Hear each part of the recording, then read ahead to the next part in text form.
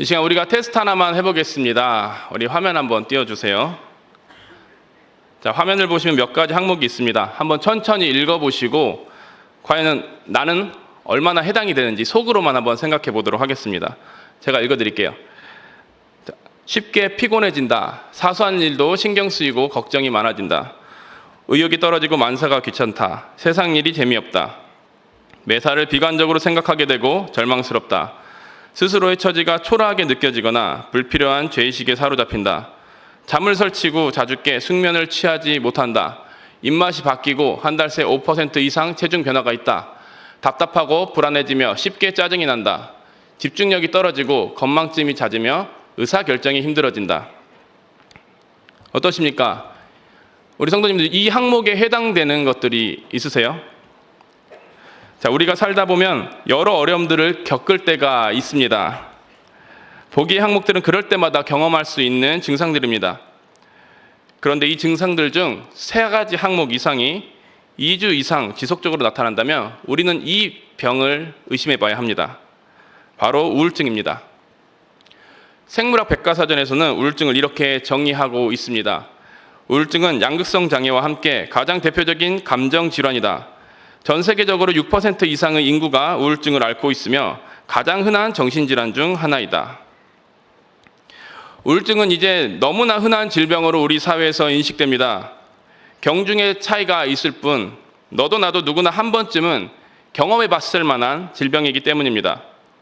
그만큼 우리가 살고 있는 이 사회는 불안정하며 그 불안정한 사회 속에서 많은 사람들은 이 질병으로 고통받고 있습니다.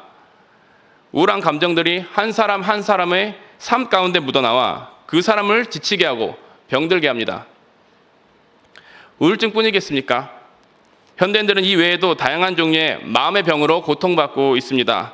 공황장애, 불안장애, 번아웃 증후군 등 불안정한 사회 속에서 감당할 수 없는 스트레스의 누적은 사람들의 마음을 짓누르며 아프게 합니다.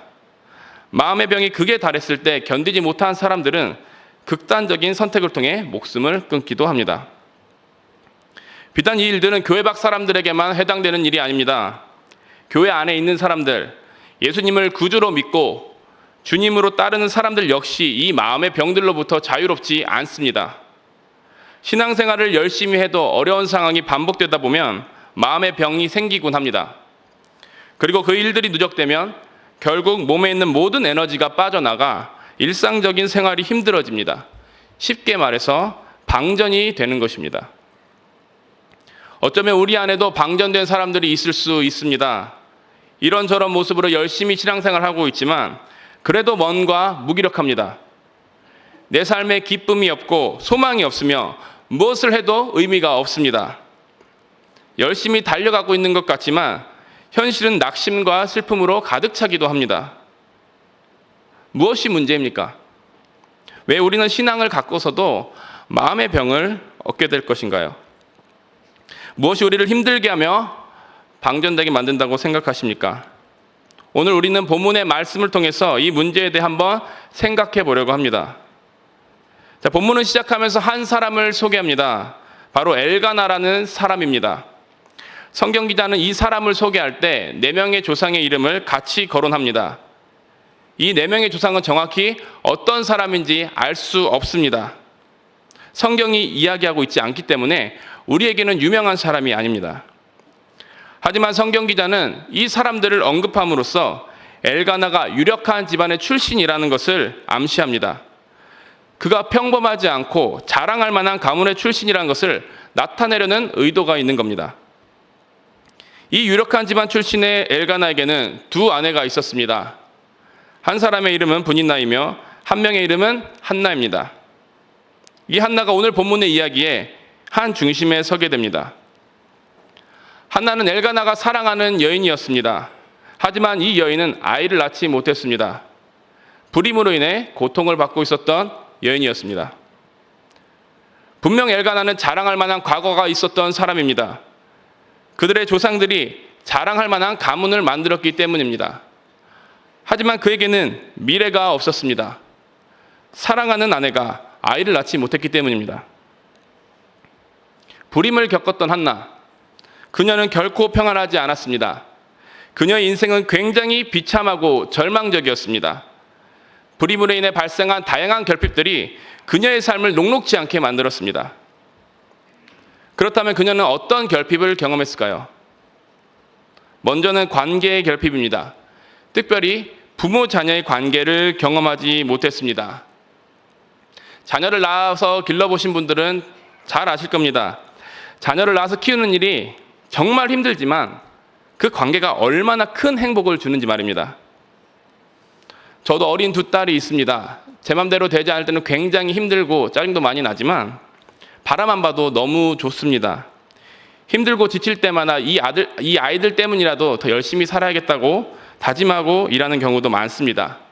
그만큼 부모가 되어 자식과 관계를 맺는다는 것은 정말로 큰 행복입니다. 하지만 한나는 이러한 행복을 누리지 못했습니다. 단 한 명의 자녀도 낳지 못했기 때문입니다. 그녀는 남편의 또 다른 아내가 자식들을 낳아 기르는 것을 옆에서만 지켜보고 바라보며 괴로워할 수밖에 없었습니다. 이뿐만 아니라 그녀는 분깃의 결핍을 경험합니다. 우리 5절을 한번 읽어보도록 하겠습니다. 시작. 한나에게는 갑절을 주니 이는 그를 사랑함이라. 그러나 여호와께서 그에게 임신하지 못하게 하시니. 아멘. 엘가나는 해마다 제사를 드리러 실로로 올라갔습니다. 그리고 제사를 드리는 날에는 그 제물로 드린 고기를 가족들에게 나누어 줬습니다.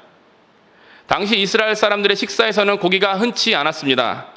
그렇기 때문에 제사 드리는 날 고기를 나누어 먹는 것은 굉장히 특별한 일이었습니다.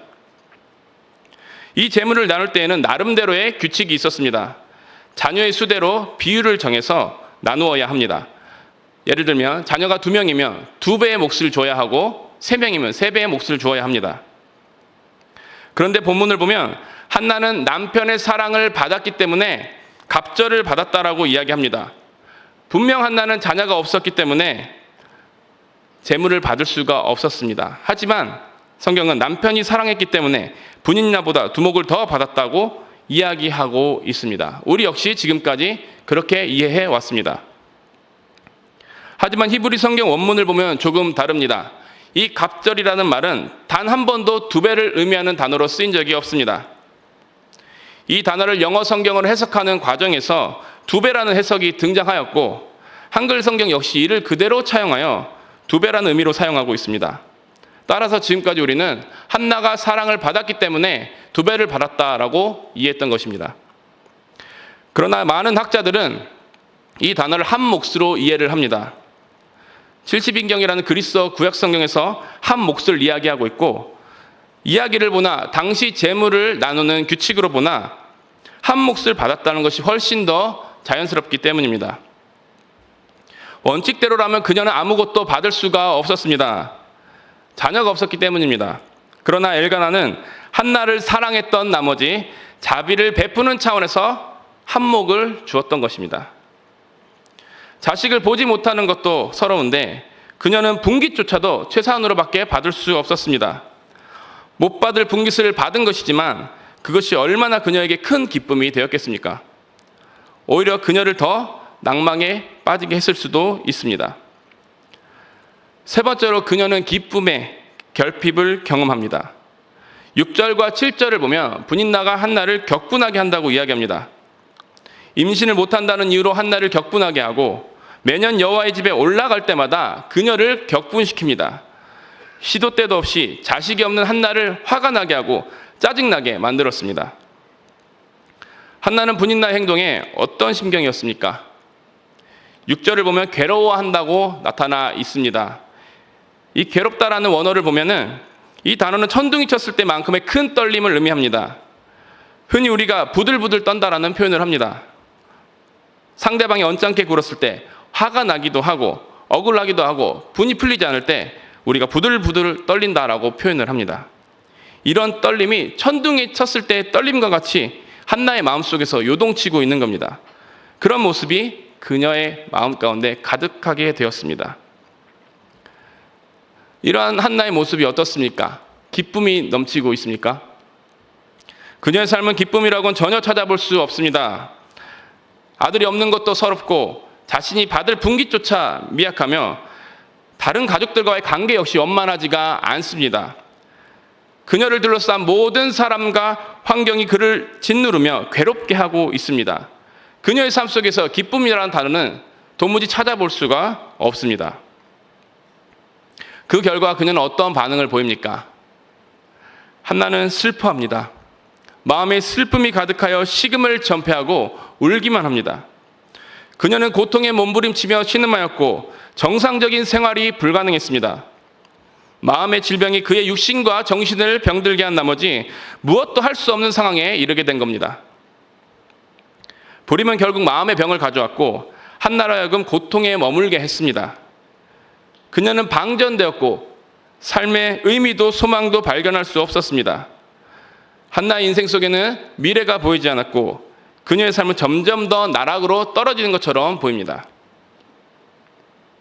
한나가 마음의 병이 들어 좌절한 것처럼 오늘날 현대를 사는 많은 사람들도 마음의 병으로 인해 고통받고 있습니다. 여러 가지 증상들이 그들의 삶에 나타나며 인생을 곤란하게 만듭니다. 하루하루가 짓누르는 고통 속에 의미도 소망도 없이 지속되기 마련입니다. 그렇다면 왜 사람들은 마음의 병을 얻게 되는 것일까요? 어떠한 원인이 우리로 하여금 마음의 병을 짊어지고 살아가게 할까요? 미국의 US 뉴스 앤 월드 리포트라는 저명한 랭킹 기관이 있습니다. 이 기관에서 2019년 5천여 개의 병원들을 대상으로 설문조사를 실시하여 순위를 매겼습니다. 생존율, 환자 안전, 간호 인력, 시술 및 수술 결과, 환자 만족도 등을 조사하여 미국 내에서 최고의 병원이 어디인지 가려보았습니다. 이 조사 결과에 의하면 마요 클리닉이라는 곳이 1위를 차지했습니다. 자체적으로 의대도 갖고 있고 의료진뿐만 아니라 일반인에게도 널리 알려진 병원이라고 합니다. 이 병원은 마음의 병에 대해서 이렇게 정의 내리고 있습니다. 마음의 병은 일반적으로 다양한 유전적, 환경적 요인에 의해 발생한다. 마음의 병을 겪는 사람들을 보면 두 가지 요소에 의해 결정이 됩니다. 먼저는 유전적인 요소입니다. 부모 또는 그 이상의 부모가 심리적으로 문제가 있었다면 그들의 자녀에게서 동일한 문제가 나타날 수 있다고 이야기합니다. 100%는 아니지만 유전적인 요인으로 인해 마음의 병이 대물림될 수 있다는 겁니다. 두 번째로 환경적인 요소입니다. 이것은 후천적인 원인입니다. 사람이 살다 보면 극도의 스트레스에 노출될 수 있는 상황이 발생하고 이를 극복하지 못해 정신적으로 타격을 입습니다. 이것이 반복되고 반복되다 보면 마음의 질병이 발생한다는 겁니다. 일반 학문의 영역에서 우리는 충분히 마음의 병의 원인을 찾아낼 수 있습니다. 하지만 우리가 그리스도인이라면 하나님의 말씀 안에서 왜 이런 일이 발생하게 되는지 조금 더 살펴볼 필요가 있습니다. 일반적인 요소를 주의 깊게 참고하되 왜 그런 상황이 발생할 수밖에 없는지에 관한 궁극적인 원인에 대해 살펴볼 필요가 있는 것입니다. 펠레마라는 네덜란드 신학자가 있습니다. 이 사람은 인간에 대해서 이렇게 구분하여 설명합니다. 몸과 영혼으로의 인간, 종교적 존재로서의 인간, 사회적 존재로서의 인간. 인간은 몸과 영혼이 있는 존재입니다. 이 둘은 전혀 다른 성질을 나타냅니다. 하지만 그 다양한 특성들을 조화롭게 이루며 통일성이 나타납니다. 따라서 인간을 전인적인 존재라고 부를 수 있습니다. 지성과 감정과 의지가 복합적으로 드러나기 때문입니다. 전적 존재 인간은 하나님께 속합니다. 왜냐하면 하나님의 형상대로 창조되었기 때문입니다. 따라서 인간은 하나님 앞에서 살아갈 수 있으며 그분의 요구에 반응하도록 부르심을 받습니다. 이러한 차원에서 우리는 인간을 종교적 존재라고 부를 수 있습니다. 쉽게 말해 하나님과 관계를 맺을 수 있는 유일한 피조물이란 겁니다. 하나님과의 관계를 맺을 수 없다면 하나님의 형상이라 부를 수 없습니다. 우리는 그분의 형상에 따라 지어졌기 때문에 항상 하나님과의 관계를 전제해야 합니다. 종교적 존재인 인간은 하나님을 의존할 수밖에 없습니다. 그분과의 깊은 관계와 교제 속에서 하나님의 영향을 받습니다. 그리고 그 영향 속에 인간은 하나님의 원하시는 뜻대로 반응하면서 살아야 합니다. 이것이 인간을 하나님의 형상을 닮아 창조하신 목적이기 때문입니다. 그렇다면 그 반응은 무엇일까요? 하나님이 창조하신 이 세계를 아름답게 가꾸어 나가며 다른 사람을 사랑하고 나 자신을 사랑하는 겁니다. 개인적으로 고립되어 살아가는 것이 아니라 사회적인 존재로서 하나님 앞에 살아가는 겁니다. 이것이 바로 하나님께 영광을 돌리는 일이며 이 일들을 통해 하나님의 이름을 온 세상에 드러낼 수 있습니다. 원래 창조의 목적대로라면 우리는 이 세 가지 존재로서 아름답게 기능을 해야 합니다. 하지만 어떻습니까? 인류가 이러한 존재로서 아름답게 살아가고 있습니까? 어쩌면 우리가 알고 있는 인류는 이런 모습과 전혀 거리가 멉니다. 왜 그렇겠습니까? 왜 하나님께서 창조하신 인간의 모습과 우리가 생각하는 우리의 모습은 다르겠습니까? 그것은 바로 죄 때문입니다. 죄로 인해 창조 당시 인간의 모든 순기능은 다 깨져버렸습니다.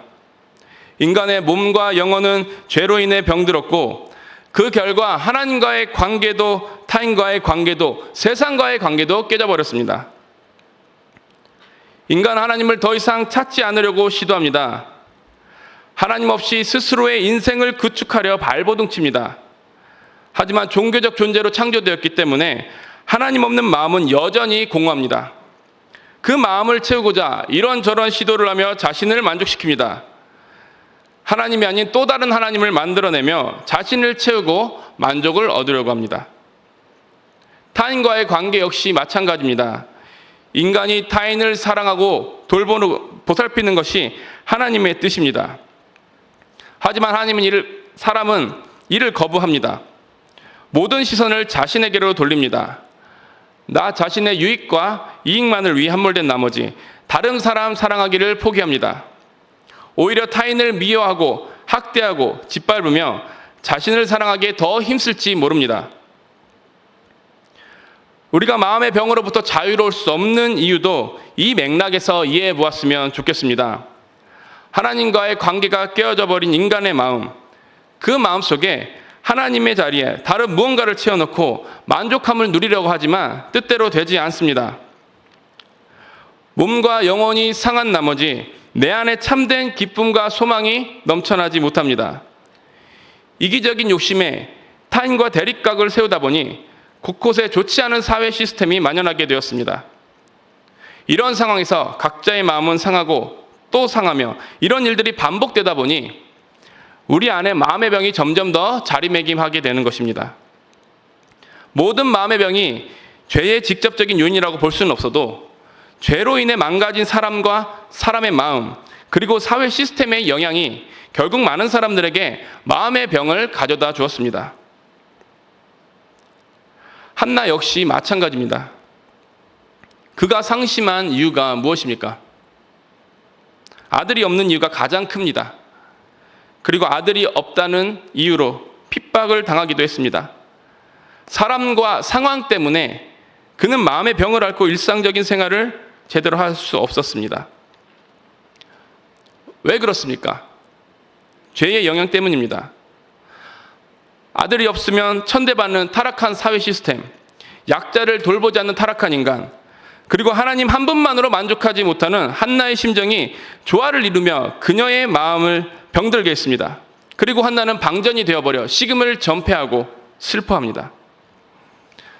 하지만 하나님께서는 그녀를 기억하셨습니다. 하나님이 그녀를 기억하시면서 아이를 허락하십니다. 하나님이 그녀를 기억하시자 이 절망스러운 상황이 끝나버렸고 하나님이 그녀를 기억하시자 새로운 미래가 열리게 됩니다. 하나님이 그녀를 기억하시고 구원하시기로 결심하시자 방전된 그녀의 인생이 하나님 앞에서 반전의 삶으로 변화될 수 있었던 겁니다. 하나님이 기억하실 때 우리 삶에 반전이 있습니다.